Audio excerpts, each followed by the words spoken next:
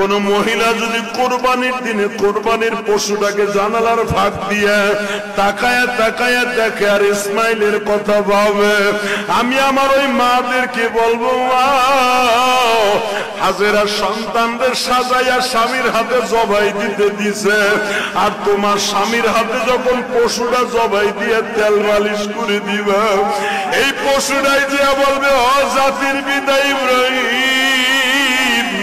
সুন্নাত আবিকুম ইব্রাহিম,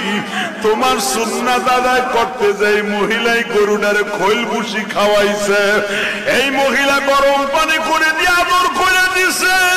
এই মহিলা দারোয়ানকে বলছে, গেটম্যানকে বলছে গরুটারে সুন্দর করে গোসল করা।